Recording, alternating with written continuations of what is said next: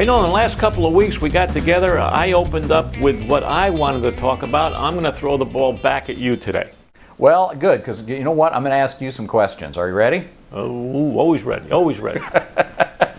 All right. Mike, if you had to guess, just guess, Right. how many things do you think you're really, really good at? 0. That's not true. I'm your biggest fan. No, I'm really good at some stuff, but I'm not really, really good at some stuff. But let me answer the question. Okay. You say, what am I really good at? Okay, I'm a good sailor. Okay, I know how to sail. You are a good sailor. You're also a good yep. seller, as I understand. Well, I've been known to sell a few things. Yes, I've been selling for 40 years, so I would put salesmanship in that category as well. Okay, there you go. So selling and sailing.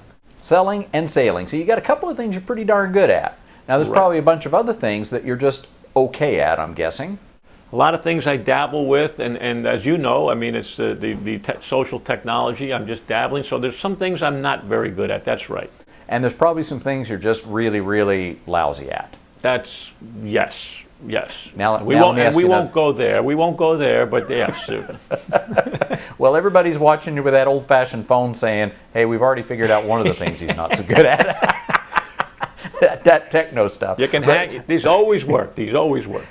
So imagine that in your typical day, you tried to take the things that you are good at, sailing and selling and a few other things, but you also tried to mix it all up with the things you're so at, and also tried to mix it up with the things that you're not really good at. You probably wouldn't do any of them very well at all then, would you?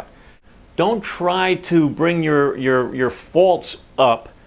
Try to strengthen what you're really good at. Focus on what you know and get better at that versus, let your faults go. What you're not good at, let it go. Right. And where I'm going with this, we've been talking a lot in the last few weeks about social media, about blogs, about Facebook and Twitter and all that kind of stuff. And the reason I wanted to bring this up today is there's far too many people who think they need to do every one of those things just because they've heard about it at some conference. So they're trying to do Facebook, they're trying to do the blogs, they're trying to do Twitter, they're trying to do traditional marketing, and none of it is getting done very well. And so I'd like to give people permission to let some of that go, because you can't do it all and do it all well. Right. So play with it a little bit, but figure out what you are good at and make that the thing you focus on. And I think you get a whole lot better results. So instead of doing Twitter and Facebook and LinkedIn and blogs and the whole 9 yards, pick one.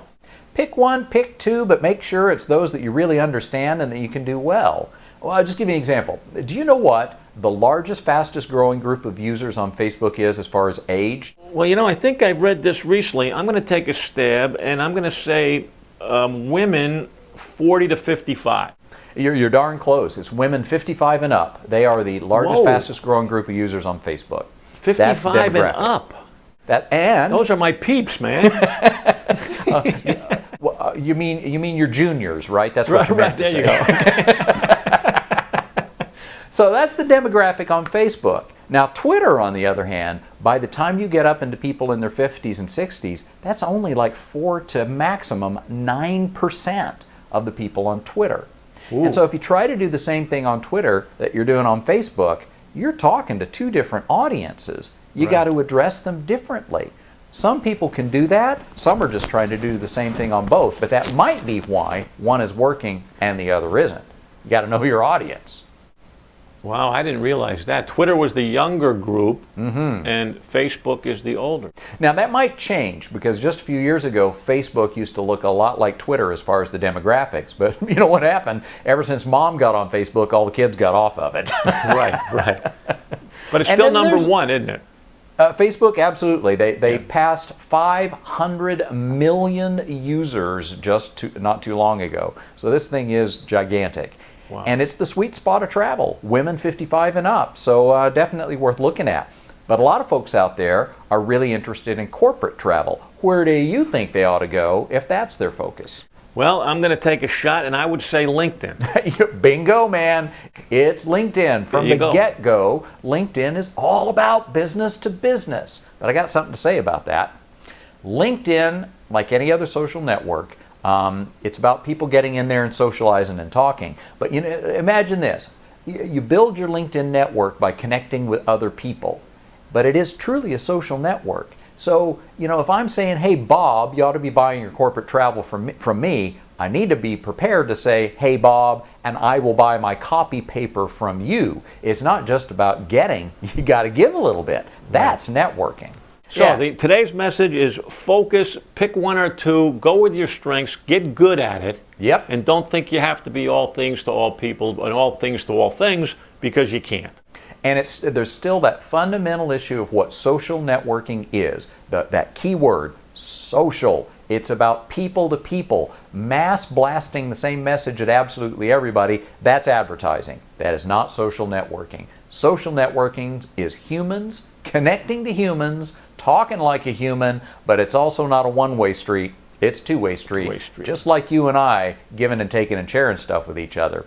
Well, that's a major league message, and let's leave it at that today, because I think that's a lot to chew on. That's a beautiful message today. Well, I hope so. And I hope it made you smile. And hey, you know what? It's your turn to do something for me, buddy. You got to do something good on this for me now, right? Right, that's right.